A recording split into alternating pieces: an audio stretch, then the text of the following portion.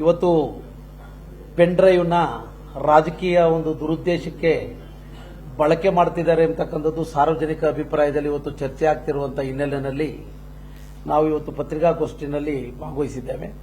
ನಿನ್ನೆ ಕೂಡ ನಮ್ಮ ಜಿಲ್ಲಾಧ್ಯಕ್ಷರ ಒಂದು ಅಧ್ಯಕ್ಷತೆಯಲ್ಲಿ ಜಿಲ್ಲೆಯ ಎಲ್ಲ ತಾಲೂಕಿನ ಪ್ರಭಾವಿ ಮುಖಂಡರುಗಳು ಜನಪ್ರತಿನಿಧಿಗಳು ಕೂಡ ಚರ್ಚೆ ಮಾಡಿ ಇದನ್ನು ಮಾಧ್ಯಮದ ಮೂಲಕ ಜನತೆಗೆ ತಿಳಿಸುವಂತದಕ್ಕೆ ನಾವೆಲ್ಲರೂ ಕೂಡ ಭಾಗಿಗಳಾಗಿದ್ದೇವೆ. ಈಗ ಒಂದು ಪೆನ್ ಡ್ರೈವ್ ಒಂದು ವಿಚಾರದಲ್ಲಿ ಆರಂಭದಿಂದ ಯಾರ ಕುಮ್ಮಕ್ಕಿನಿಂದ ಇದು ವಿತರಣೆ ಆಗಿದೆ ಅನ್ನೋದ್ರ ಬಗ್ಗೆ ಇನ್ನೂ ಕೂಡ ರಾಜ್ಯದಲ್ಲಿ ಇದು ಇನ್ನೂ ಕೂಡ ಅಂತಿಮವಾದಂತಹ ವರದಿ ದಾಖಲಾಗಿಲ್ಲ. ಇವತ್ತು SIT ರಚನೆ ಆಗಿದೆ, ಸರ್ಕಾರ ರಚನೆ ಮಾಡಿದೆ, ಅದಕ್ಕೆ ಸ್ವಾಗತ ಮಾಡ್ತೇವೆ.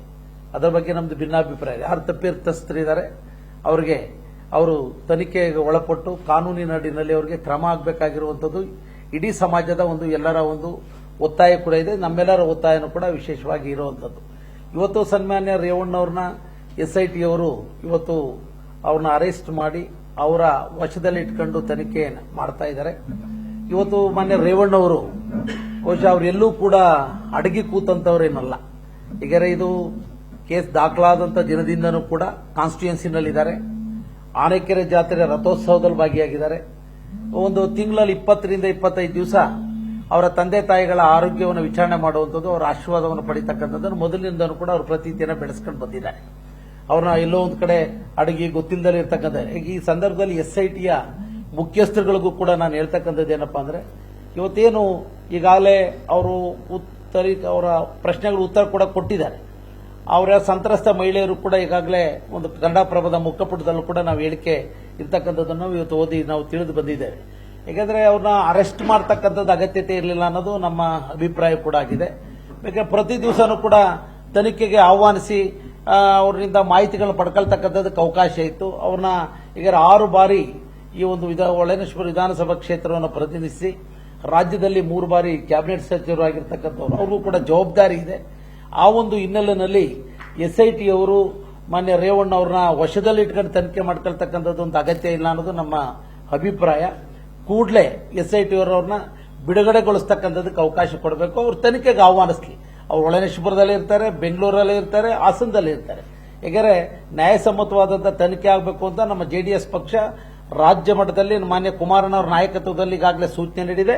ಅದಕ್ಕೆ ಸಂಬಂಧಪಟ್ಟಾಗ ನಮ್ಮ ಪಕ್ಷದ ನಿಲುವೇನು ಅನ್ನೋದನ್ನು ಕೂಡ ಈಗ ಅವರು ತಿಳಿಸಿಕೊಟ್ಟಿರುವಂತಹ ಹಿನ್ನೆಲೆಯಲ್ಲಿ ಮಾನ್ಯ ರೇವಣ್ಣವರು, ಯಾಕಂದ್ರೆ ಜಿಲ್ಲೆಗಿರ್ಬೋದು ರಾಜ್ಯಕ್ಕಿರ್ಬೋದು ಅವರ ಸೇವೆ ಒಂದು ಗಣನೀಯವಾಗಿರುವಂತಹ ವಿಚಾರ. ಅವರು ಕೂಡ ಯಾರೋ ತಪ್ಪಿತಸ್ಥರನ್ನ ಬಿಡಿ ಅಂತಾನು ಎಲ್ಲೂ ಕೂಡ ಹೇಳಿಕೆಯನ್ನು ಕೂಡ ಮಾಡಿಲ್ಲ. ರೇವಣ್ಣವರು ತಪ್ಪಿತಸ್ಥರು ಏನಿದೆ ಅದ್ರ ಕಾನೂನಿನಲ್ಲಿ ತಲೆಬಾಗ್ತೀವಿ ಅಂತಾನು ಕೂಡ ಎಲ್ಲರೂ ಕೂಡ ಹೇಳಿರುವಂತಹ ವಿಚಾರ. SIT ಅವರು ಕೂಡ ಈ ಸಂದರ್ಭದಲ್ಲಿ ನಾನು ಈ ಜಿಲ್ಲೆಯ ಜನತೆ ಪರವಾಗಿ, ನಮ್ಮ ಒಂದು ಕಾರ್ಯಕರ್ತರು ಮುಖಂಡರ ಪರವಾಗಿ ಹೇಳ್ತಕ್ಕಂಥದ್ದು, ಕೂಡಲೇ ರೇವಣ್ಣವ್ರನ್ನ ಬಿಡುಗಡೆಗೊಳಿಸಿ ಪ್ರತಿ ದಿವಸ ದಿನ ಬಿಟ್ಟು ದಿನ ಇರಬಹುದು, ಏನಾದ್ರು ತನಿಖೆಗೆ ಅಗತ್ಯ ಇದ್ರೆ ಅವ್ರನ್ನ ಆಹ್ವಾನಿಸಲಿ ಅನ್ನೋದು ನಮ್ಮ ಅಭಿಪ್ರಾಯ. ಅದ್ರ ಜೊತೆಯಲ್ಲಿ ಇವತ್ತು ಪ್ರಾರಂಭದಲ್ಲಿ ವಿಡಿಯೋ ಮಾಡಿರ್ತಕ್ಕಂಥದ್ದು ಇರಬಹುದು, ತದನಂತರ ಆ ಸಾಮಾಜಿಕ ಜಾಲತಾಣಗಳಲ್ಲಿ ಹರಿಬಿಟ್ಟಿರ್ತಕ್ಕಂಥ ಒಂದು ವಿಚಾರದಲ್ಲಿ ಯಾರು ಕುಮ್ಮಕ್ಕು ಕೊಟ್ಟರು ಇದಕ್ಕೆ, ಅದು ಬಹುಮುಖ್ಯವಾಗಿರ್ತಕ್ಕಂಥ ವಿಚಾರ. ಇದು ಹೊರಗೆ ಬರುವಂತದ್ದು SITಯ ಒಂದು ಮಹತ್ವವಾದಂತಹ ಜವಾಬ್ದಾರಿ. ಯಾಕಂದ್ರೆ ಇದು ಎಲ್ಲ ಹೆಣ್ಣು ಮಕ್ಕಳ ಮಾನಹಾನಿಯ ಪ್ರಶ್ನೆ. ಯಾಕಂದ್ರೆ ಎಲ್ಲರ ಮನೆಯಲ್ಲೂ ತಾಯಂದಿರಿದ್ದಾರೆ, ಸಹೋದರಿಯರಿದ್ದಾರೆ, ಅವರ ಒಂದು ಜೀವಮಾನದ ಪ್ರಶ್ನೆ, ಮುಂದಿನ ಭವಿಷ್ಯದ ಒಂದು ಪ್ರಶ್ನೆ ಆಗಿರುವಂತಹ ಒಂದು ಹಿನ್ನೆಲೆಯಲ್ಲಿ ಅದರ ಬಗ್ಗೆ ಶೀಘ್ರ ಕ್ರಮ ಆಗಬೇಕು ಅನ್ನೋದು ಕೂಡ ನಮ್ಮ ಒತ್ತಾಯ. ಇವತ್ತು ಏನು ನಮ್ಮ ಇಲ್ಲಿ ಸಂಸದರ ಮೇಲೆ ಏನು ಕೇಸು ದಾಖಲಾಗಿರುವಂತ ವಿಚಾರ, ಅದು SIT ಅವರು ತನಿಖೆ ಮಾಡಿದ್ದಾರೆ. ಕುಮಾರಣ್ಣವರು ಕೂಡ ಸೂಚನೆ ಕೊಟ್ಟಿದ್ದಾರೆ. ನಾವೆಲ್ಲರೂ ಕೂಡ ಒತ್ತಾಯ ಮಾಡ್ತೀವಿ, ಯಾರು ತಪ್ಪಿತಸ್ಥಿದ್ದಾರೆ ಕ್ರಮ ಮಾಡಿ ಅನ್ನೋದೇ ನಮ್ಮೆಲ್ಲರ ಒತ್ತಾಯ. ಇದರಲ್ಲಿ ಯಾರನ್ನೂ ಕೂಡ ಡಿಫೆಂಡ್ ಮಾಡ್ಕೊಳ್ತಕ್ಕಂಥ ಪ್ರಶ್ನೆ ಇಲ್ಲ. ಇವತ್ತು ನಾವು ಬಂದಿರತಕ್ಕಂಥದ್ದು ನಮ್ಮ ನಾಯಕರಾದಂತಹ HD ರೇವಣ್ಣ ಅವ್ರನ್ನ ಇವತ್ತು ಒಂಥರ ಪೆರೆಡ್ ರೀತಿಯಲ್ಲಿ ನಡೆಸ್ಕೊತಾ ಇರೋದು ಟಿವಿ ಮಾಧ್ಯಮದಲ್ಲಿ ನೋಡಿದಾಗ ನಮ್ಗೆಲ್ಲ ಒಂದ್ ಕಡೆ ಮನಸ್ಸಿಗೆ ಕೂಡ ಬೇಕಾರ. ನಮ್ಮ ಕಾರ್ಯಕರ್ತರುಗಳಿಗೂ ಕೂಡ ಏನಪ್ಪ ಈ ತರ ರೇವಣ್ಣ ಅವ್ರನ್ನ ನಡೆಸ್ಕೋತಾ ಇದ್ದಾರೆ ಈ ಒಂದು SIT ಒಂದು ತನಿಖಾ ಸಂಸ್ಥೆ ಅನ್ನೋದು ಎಲ್ಲರ ಅಭಿಪ್ರಾಯ ಆಗಿದೆ. ಅದರಿಂದ ಈ ಒಂದು ಮೂಲಕ ನಾವೆಲ್ಲೂ ಕೂಡ ಉಗ್ರವಾದಂತಹ ಪ್ರತಿಭಟನೆಯನ್ನು ಇಳಿದಿಲ್ಲ. ಯಾಕಂದ್ರೆ ಇದು ನಿಜವಾದ ನಿಜಾಂಶ ತಿಳಿಬೇಕು, ಜನತೆಗೆ ಗೊತ್ತಾಗಬೇಕು ಅನ್ನೋದು ನಮ್ಮ ಅಭಿಪ್ರಾಯ. ರೇವಣ್ಣ ಅವ್ರನ್ನ ಬಿಡುಗಡೆಗೊಳಿಸಿ ಅವ್ರನ್ನ ತನಿಖೆಗೆ ಆಹ್ವಾನಿಸಿಕೊಂಡು ಮಾಡೋಂಥದ್ದು ಸೂಕ್ತ ಅನ್ನೋದು ನಮ್ಮ ಅಭಿಪ್ರಾಯ. ಅದ್ರ ಜೊತೆಯಲ್ಲಿ ಈ ಒಂದು ಜಿಲ್ಲೆಯ ಗೌರವಾನ್ವಿತ ಪೊಲೀಸ್ ವರಿಷ್ಠಾಧಿಕಾರಿಗಳಿಗೆ ಈ ಒಂದು ಮೂಲಕ ನಾನು ಇವತ್ತು ಒತ್ತಾಯ ಮಾಡತಕ್ಕಂಥದ್ದು, ಇವತ್ತು ಕೆಲವು ಕಡೆ ನಮ್ಮ ಮಾಹಿತಿಗಳು, ಚರ್ಚೆಗಳು ಯಾರಿಗೋ ಫೋನ್ ಮಾಡೋದಂತೆ, ನಿಮ್ಮದಿದೆಯಂತೆ, ಇವ್ರದಿದೆಯಂತೆ ಅಂತ ಸಾರ್ವಜನಿಕ ವಲಯಗಳಲ್ಲಿ ಒಂದರ ಗುಸುಗುಸು ವಾತಾವರಣ ಹಾಸನ ಜಿಲ್ಲೆಯಲ್ಲಿ ನಡೀತಿದೆ. ಇದಕ್ಕೆ ಜಿಲ್ಲಾ ಪೊಲೀಸ್ ವರಿಷ್ಠಾಧಿಕಾರಿಗಳು ಈ ಬಗ್ಗೆ ಏನ್ ಕ್ರಮನ ತೆಗೆದುಕೊತಾ ಇದ್ದಾರೆ ಅನ್ನೋದು ಕೂಡ ಮುಖ್ಯವಾದಂತ ವಿಚಾರ. ಯಾಕೆಂದ್ರೆ ಯಾರೇ ಆಗಲಿ, ಈಗ ಸಾಮಾಜಿಕ ಜಾಲತಾಣದಲ್ಲಿ ಹರಿಬಿಟ್ಟಿರ್ತಕ್ಕಂಥ ಕುಟುಂಬದಲ್ಲವರು ಅವ್ರ ತಾಯಂದಿರಿದ್ದಾರೆ, ಅವ್ರ ಸಹೋದರಿಯರಿದ್ದಾರೆ, ಅವರ ಅಕ್ಕ ತಂಗಿಯರಿದ್ದಾರೆ. ಇದನ್ನೆಲ್ಲ ಕೂಡ ಯೋಚನೆ ಮಾಡುವಂತ ಸಂದರ್ಭ. ಏಕೆಂದ್ರೆ ಯಾರಿಗೋ ಫೋನ್ ಮಾಡೋದಂತೆ, ಅಲ್ಲಿ ಇಲ್ಲಿ ದುಡ್ಡು ಕೇಳ್ತಾರಂತೆ ಅನ್ನೋದು ಕೆಲವು ಚರ್ಚೆ ನಡೀತಿದೆ. ನಿಮ್ದಿದೆಯಂತೆ, ಇವ್ರದಿದೆಯಂತೆ ಒಂದು ಗುಸುಗುಸು. ಇದಕ್ಕೆ ಹೆಣ್ಣು ಮಕ್ಕಳ ಒಂದು ಅವರ ಒಂದು ಗೌರವದ ಪ್ರಶ್ನೆ. ಇದಕ್ಕೆ ಇತಿಶ್ರೀ ಆಡ್ತಕ್ಕಂಥದ್ದು ಜಿಲ್ಲಾಡಳಿತದ ಒಂದು ಜವಾಬ್ದಾರಿ ಇದೆ.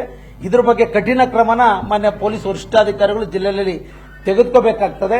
ಯಾಕಂದ್ರೆ ಸುಮ್ಮನೆ ಯಾರ್ದೋ ಒಬ್ಬ ಅಮಾಯಕರನ್ನ ತೋರಿಸಿ ಅವ್ರ ಮೇಲೆ ಯಾರೋ ಒಬ್ಬ ಕಾರ್ಯಕರ್ತರು, ಯಾರೋ ಮುಖಂಡರದು ಇದೆ ಅನ್ಕೊಂಡು ಹೇಳೋದು, ಪೇಸ್ಟ್ ಮಾಡೋದು ಫೋಟೋಗಳನ್ನ, ಇವೆಲ್ಲ ನಡೀತಿದೆ ಅನ್ನೋದು ಮಾಹಿತಿ ನಮಗೆ ಮೇಲ್ನೋಟಕ್ಕೆ ಒಂದು ಚರ್ಚೆನಲ್ಲಿ ಬರ್ತಾ ಇರ್ತಕ್ಕಂಥ ವಿಚಾರ. ಆ ಕಾರಣದಿಂದ ಈ ಪ್ರೆಸ್ ಮೀಟ್ ಆದ ತಕ್ಷಣ SP ಅವ್ರನ್ನ, ಯಾಕೆಂದ್ರೆ ಇವತ್ತೇನಾಗಿದೆ, ಅದು ನೀತಿ ಸಮಿತಿ ಇರೋದ್ರಿಂದ ಅವ್ರನ್ನ ನಾವು IB ನಲ್ಲಿ ಭೇಟಿ ಮಾಡ್ಲಿಕ್ಕೆ ಆಗಲ್ಲ. ಅವರ ಕಚೇರಿಗೆ ಹೋಗಿ ಇದರ ಸಾಧಕ ಬಾಧಕಗಳ ಬಗ್ಗೆ ನಾವು, ಲಿಂಗೇಶ್ ಅವರು, ನಮ್ಮೆಲ್ಲ ಮುಖಂಡರುಗಳು ಕೂಡ ಚರ್ಚೆಯನ್ನ ಮಾಡ್ತೇವೆ. ಇದರ ಬಗ್ಗೆ ಜಿಲ್ಲಾಡಳಿತ ಇವನು ವಿತರಣೆ ಮಾಡಿರ್ತಕ್ಕಂಥ ಇರಬೇಕು. ಒಂದು ಕಡೆ SIT, ಒಂದು ಕಡೆ ಸ್ಥಳೀಯ ಮಟ್ಟದಲ್ಲಿ ಯಾರ್ಯಾರು ಇದಕ್ಕೆ ಮೂಲಭೂತವಾಗಿ ಕಾರಣಕರ್ತರಿದ್ದಾರೆ ಅನ್ನೋದ್ರ ಬಗ್ಗೆ ಏನ್ ಕ್ರಮ ತಗೊಂಡಿದ್ದೀರಾ, ಮುಂದೆ ಏನ್ ತಗತ್ತೀರಾ ಅನ್ನೋದ್ರ ಬಗ್ಗೆ SP ಅವ್ರ ಹತ್ರ ನಾವು ಈಗ ಹೋಗಿ ಇವತ್ತು ಚರ್ಚೆನ ಮಾಡ್ತಾ ಇದ್ದೀವಿ ಬಂಧುಗಳೇ. ಒಟ್ಟಾರೆ ಈ ಒಂದು SIT ರಚನೆ ಆಗಿರ್ತಕ್ಕಂಥ ವಿಚಾರದಲ್ಲಿ ಸತ್ಯಾಸತ್ಯತೆಗಳು ಪ್ರಾಮಾಣಿಕವಾಗಿ ಹೊರಬೀಳ್ತಕ್ಕಂಥದಕ್ಕೆ SIT ಮುಂದಾಗಬೇಕು ಅಂತಾನೂ ಕೂಡ ನಾವು ಈ ಸಂದರ್ಭದಲ್ಲಿ ಒತ್ತಾಯವನ್ನು ಮಾಡ್ತೇವೆ. ಇದು ಹೆಣ್ಣು ಮಕ್ಕಳು ತಲೆ ತಗ್ಗಿಸ್ತಕ್ಕಂಥ ವಿಚಾರ, ಸಮಾಜ ತಲೆ ತಗ್ಗಿಸ್ತಕ್ಕಂಥ ವಿಚಾರ. ಅದಕ್ಕೆ ನಾವೆಲ್ಲರೂ ಕೂಡ SIT ತನಿಖೆಗೆ ನಾವು ಪ್ರೋತ್ಸಾಹಿಸ್ತೇವೆ. ಆದ್ರೆ ಮಾನ್ಯ ರೇವಣ್ಣವ್ರನ್ನ ಅರೆಸ್ಟ್ ಮಾಡಿರ್ತಕ್ಕಂಥದ್ದು ಎಷ್ಟು ಸೂಕ್ತ ಅಲ್ವೋ ಅನ್ನೋದು ಈಗಾಗಲೇ ಸಾರ್ವಜನಿಕ ವಲಯದಲ್ಲಿ ಪ್ರತಿ ಹಳ್ಳಿನಲ್ಲೂ ಕೂಡ ಚರ್ಚೆ ಆಗ್ತಿದೆ.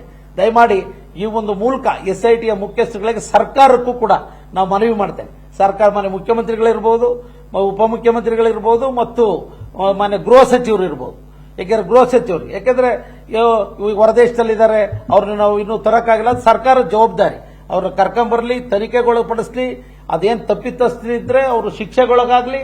ಅದ್ರಲ್ಲಿ ನಮ್ದು ಯಾವುದೇ ರೀತಿಯಾದಂತ ಒಂದು ಭಿನ್ನಾಭಿಪ್ರಾಯ ಇಲ್ಲ, ಅದಕ್ಕೆ ಬೆಂಬಲಿಸ್ತೇವೆ. ದಯಮಾಡಿ ಇವತ್ತು ರೇವಣ್ಣವ್ರನ್ನ SIT ಏನು ಅವರ ವಶದಲ್ಲಿದ್ದಾರೆ, ಅವ್ರನ್ನ ಇವತ್ತು ಬಿಡುಗಡೆಗೊಳಿಸ್ತಕ್ಕಂಥದಕ್ಕೆ ಸರ್ಕಾರ ಒಂದು ಸೂಕ್ತವಾದಂತ ತೀರ್ಮಾನನ ತೆಗಬೇಕು.